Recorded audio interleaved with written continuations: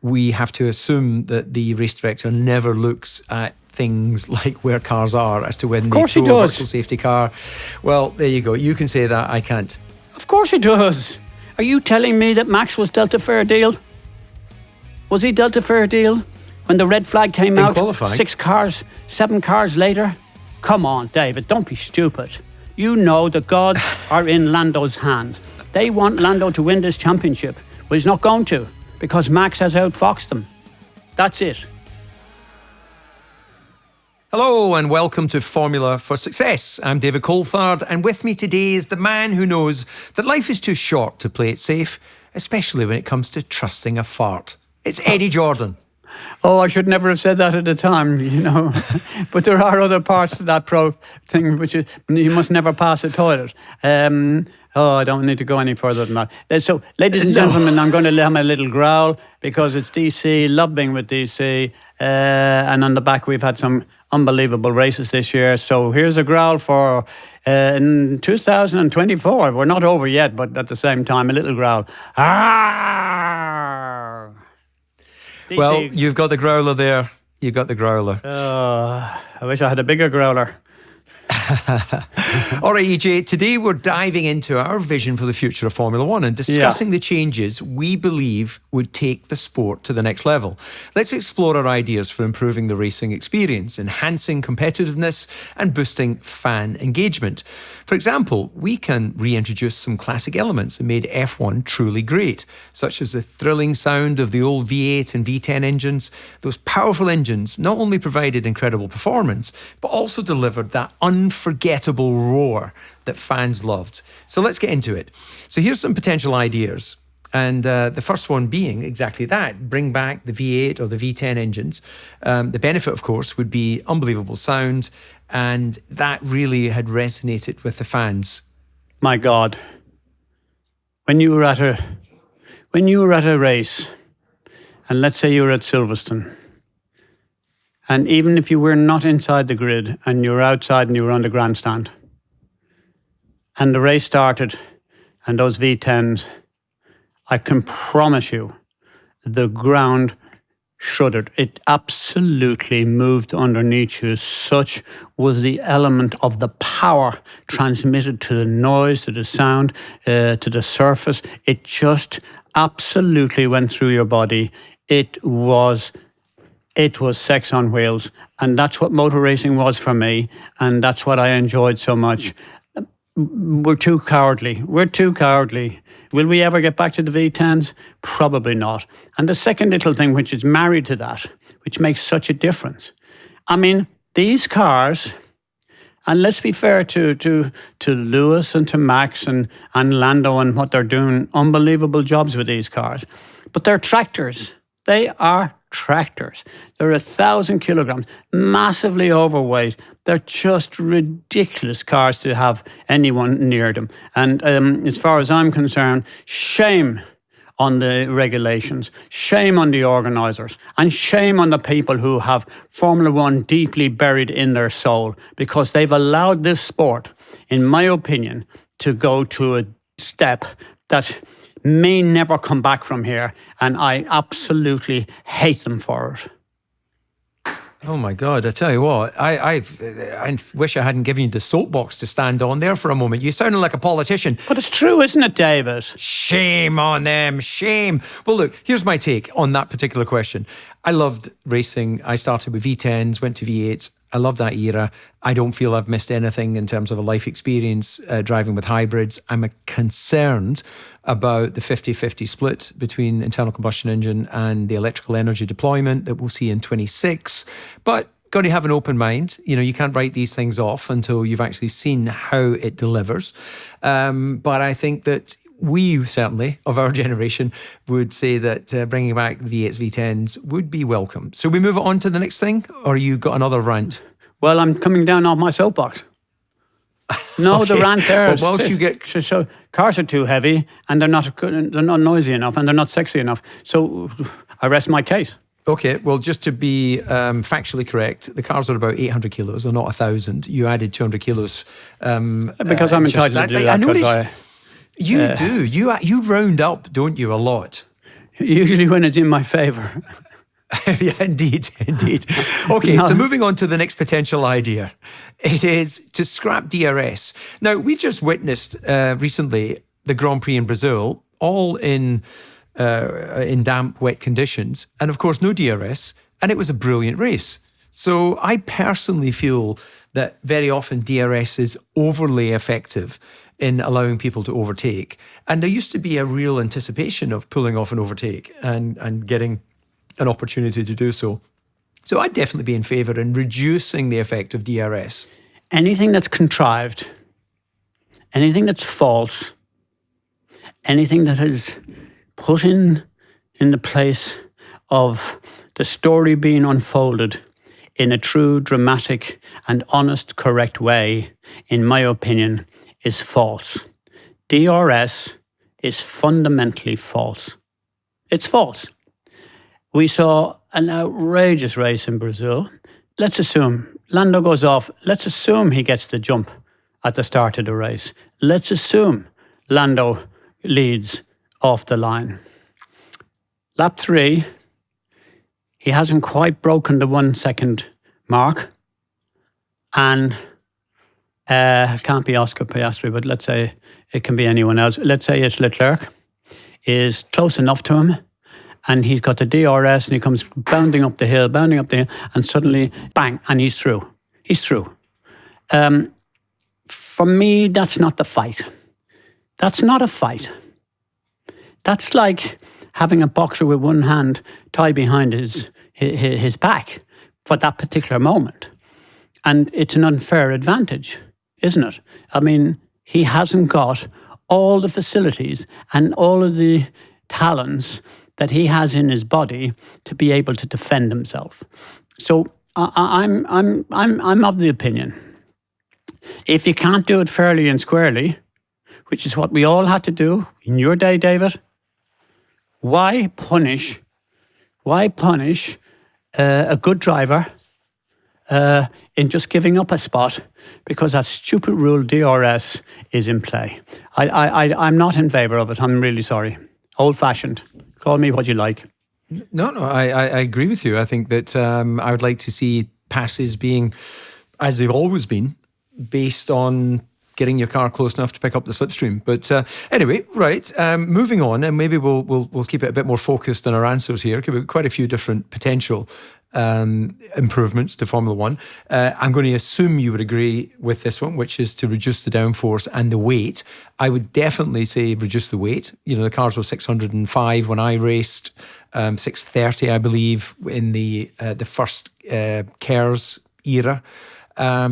But 800 kilos now, then you stick 100 kilos of fuel. They are, like sports cars. Downforce, well, we used to trim the downforce off for Monza and Hockenheim, and the race was the race, and we'd put a load of downforce on for Monaco. So I don't think downforce in itself, it's about having what they've done right now, which is having more of the downforce coming from the underside of the car, creating less wake, is apparently allowing the cars to run more closely together. So I think that is fine. EJ, you got anything to add on that before I move on to the next point? Because we used to sit in the team principals meeting and we'd have the thing, weight beyond any doubt, that's the fact. The weight needs to go back. In my opinion, you talked about your day, we were in the 500s. I think it was 575 at that stage. And that was when, Michael Schumacher drove the Jordan car, or anyone else, Andrea de Cesaris, whatever it is. And the cars were at their most nimble self. They danced around the circuit, didn't they? They looked as if they were on top of the road and they were just dancing around, and the driver was having such great fun with them. And that was as much about the weight as about anything else. With regard to, interesting, we used to sit in these team principal meetings, and Bernie would say, I said, geez, Bernie, what on earth? They've taken away this downforce here and that downforce there. And he said, look, Jordan, can you shut up a second? Every single year, we all come out with the same crap. We all say, where are we going to find this downforce from? And within one race of the following season, we are 0.3, 0.5, a second and a half quicker than we were the previous year. And why? Because the engineers are far too smart. The engineers are smarter than the regulators or the legislators and the people who make the rules. You cannot blame major sporting people for trying to circumvent the rules. That's what people do. That's what people do, guys. Do not think that we're nice guys. We're not nice guys. We're not nice guys. If we could find the unfair advantage, we'd jump on it. Okay, so EJ, just to give you a heads up, I've got about 20 more suggestions. I'm only going to say yes or no, okay? Yes or no? Okay, you can answer a question I didn't ask, but we're 13 minutes in, so you can give an answer. But how about you start with a summary? So more affordable, couldn't care less. Tire changes during red flags, have no idea. Teams to enter should be 18. Money on individual races, couldn't give a stuff. Stop. I mean, come on, EJ, ask me the question. I'm halfway down. Well, then you're going from one extreme to the other. So let me pick up on one thing and then we can go. Make Formula One more affordable. Nature will take its course on that. If they overprice some tickets, people won't buy. Next thing. Restrict tire changes during red flags. No, I don't think so, because red flags tend to be because of something, debris on the track or something. And punctures and all sorts of people things. Get cut. Yeah, exactly. It's the same for everyone. That's fine. Allow new teams to enter. Look, it's not for us to decide. It's to do with the teams and F1. It is. There is a provision for 16 teams. Say it is one more time. I dare you. I double dare you. You double dare me what? To say it is. You said it is 5 times. Tell us what it is. At the moment... You're summarising too much. Andretti, see how tough the Americans are going to be with Formula One with regard to Andretti. And now I want you in a year's time to come back to me and say, shit, I never saw that coming. I didn't think they'd get the entry. I'm telling you now, they will be on the grid in 26. Next. Where are we? Okay. There we go. We're moving on. Teams to enter? No, we've done that. So they've done that. Prize money for individual races. Well, it all kind of adds up anyway, doesn't it? There's a complex... Okay, no, can I tell you why? Can I tell you why? Tell me. Do people know? Why?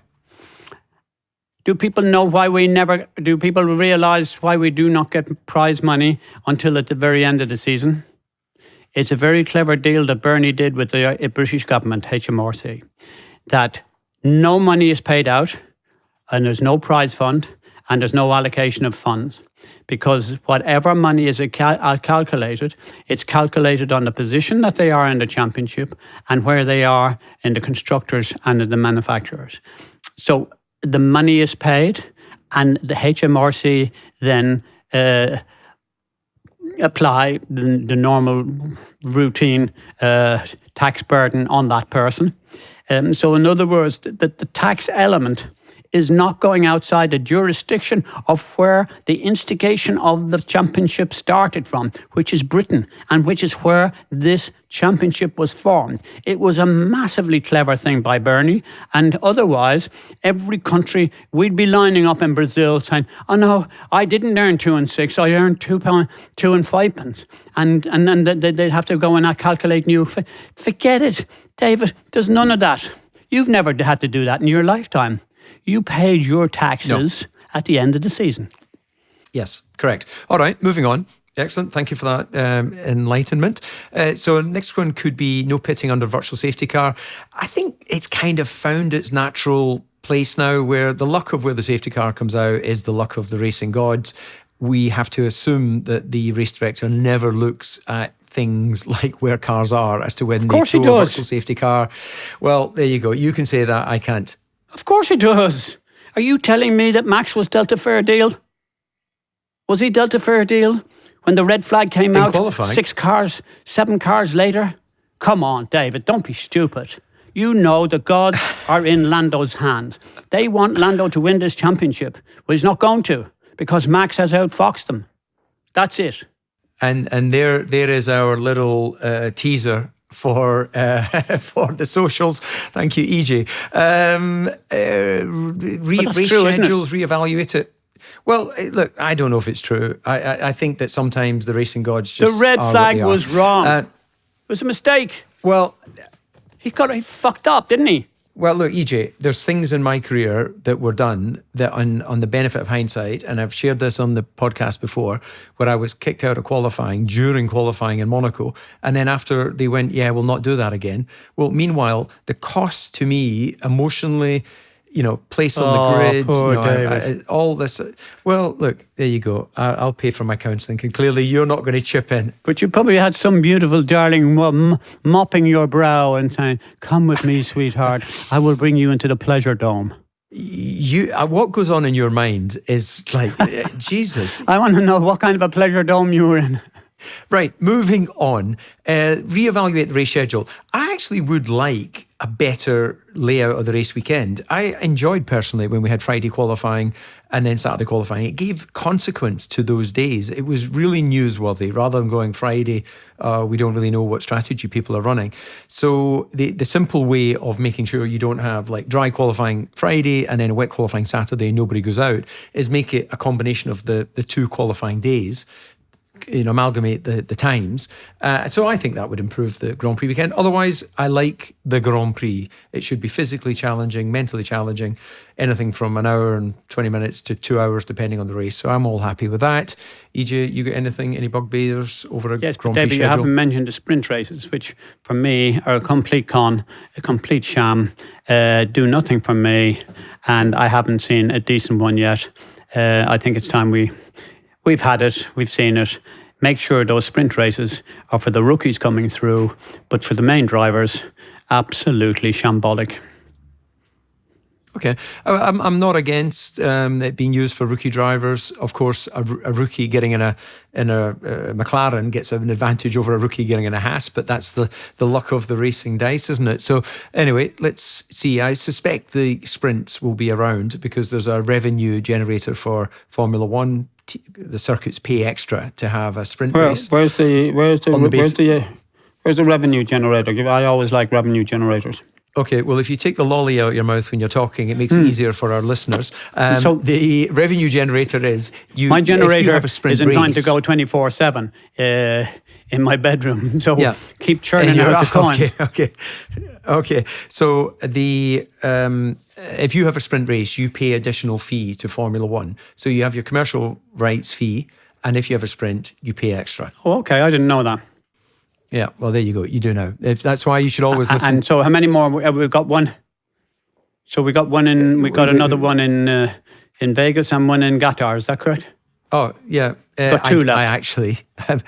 Okay, I'll take your word for that. I'll be embarrassed to say I wasn't across it, but I will be by the time we go on air. Right. Promise us. Points for qualifying? Nah, I don't think so because it can, the race is sufficient. That's the Grand Prix. Return to classic circuits, well, that's nostalgia. The nature is all about evolution. I do think the classics are the classics and hopefully we retain as many of them as we can, but we can't hold back development. Flexible fuel limits add strategic depth based on track conditions. I would just like to see refueling. It really meant not really because it particularly improved the quality of the racing, but the driver experience, going off with like 30, 40 kilos in a Grand Prix, you had a series of little sprints. Going off with 100 kilos, it's like, putting a very large person in the back of your car. It's so detrimental to the overall pace. It feels a bit more like sports cars than what Grand Prix racing was, but there you go. No team orders, EJ, what do you think? You've used them to your benefit and control? You can always circumvent them.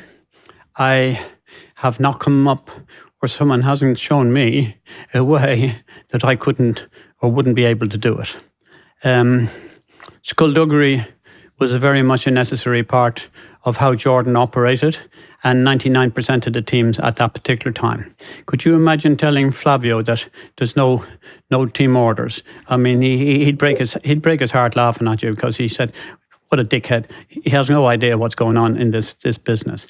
Because our business is about finding ways of challenging things, like super technical things like downforce and speed and braking and turning in and all of those things. And if you're telling me we couldn't be able to find a way of getting a message to a driver as to what to do, I mean, it's nonsense. But anyway, move on. Okay, we'll move on. I'm going to read out a few different headings. Don't answer until you've heard them all, and then choose 2, okay? So here are the remaining suggestions that could improve Formula One. Exhibition races with historical cars, and the benefit potentially would be attracting nostalgic fans and celebrate F1's legacy. Shorter races with increased points, with the potential benefit being boosting the intensity and the excitement. Next one would be championship races with double points. I think we had that in Abu Dhabi one year, and the benefit would be to heighten excitement and urgency in key races. This is an interesting one. Implement a chase format, and the benefit to be level the playing field and create exciting races by, I guess, you would have the slowest car at the front and the fastest car at the back. Final 2, EJ, full-time stewards, which has been asked for by the drivers for some time. It should be noted that the driver stewards, it's expenses position. They're not paid for that role. So it's a sort of, jolly to Brazil to sit for hours in an office and then cast your opinion to the permanent stewards that are there. And the final one is dedicated rookie sprint events, which I guess would be right up your street because you love the younger driver. So if any of those multitude that I gave you, first of all, can you remember them? And if you can, which tickles your fancy? Well, the first 2, 3, I have nothing to say about them because there's nothing to say. With regard to the rookie thing, it's interesting. I'd like to pursue that and see what it's like. With regard to the stewards, it's difficult now, isn't it? Really, really, really difficult. Because truthfully, I did think it was a jolly. I was asked to become a steward once when I'd stopped. Don't know why I didn't do it, because Emanuele Pirro was one and Derek Warwick was another and Stefan Johansson. So there was an endless number of people who were stewards, including Martin Donnelly. And they all enjoyed it and they said, EJ, you should do that. And I decided not to. And I'm so pleased now that I didn't. Because it might have been because they weren't going to pay you. Well, it's probably that as well. But leaving that to one side, that's not true. David, you'll have... My reputation will be in tatters with you when I'm finished this programme. So the reality, in my opinion, that when you have the level of expenditure, the level of outlay of hard cash in such a prestigious sport, I mean, we must be careful that we do not let ourselves get into a situation where we've got a football equivalent of VAR in our motor racing. So I think we need fairness. I think we need to have somebody who's really skilled. And by that I mean I think we need lawyers. And I think that there probably should be a repayment or a payment package, remuneration package. So therefore, that they, in the mornings, they should have meetings, and all the drivers are invited to the meetings, asked to ask what their position is, and have they got a concern about this, and what do you think we're going to do about that, and I really believe that if the drivers had more contact and more belief in terms of who was actually going to be the steward, or it's the same stewards time in, time out, then it would be a lot more sensible, and you would not have the kind of clear, hardcore aggravation that Max has had over... Was he over the double line there? Did he push him out there? Or you didn't do that there? Or did this? That was the same. And this? Why would I get a penalty there and I didn't get a penalty then? These penalties are bollocks. It's nonsense. I'm looking up at the screen thinking about this is a great battle, and the next thing I see, 5-second penalty, 10-second penalty. It's so goddamn boring. Okay, well, thanks for not sitting on the fence with that one, and thanks for taking the lolly out of your mouth so the dear listeners could hear you. You can now, because what I'm going to do is thank our listeners, thank the anchors, and that wraps up our time for today. But we will be back again next week. For all of you listening on Apple Podcasts, we've just launched an ad-free subscription so you can listen uninterrupted with just one tap. Go to our show page and hit subscribe. Super easy.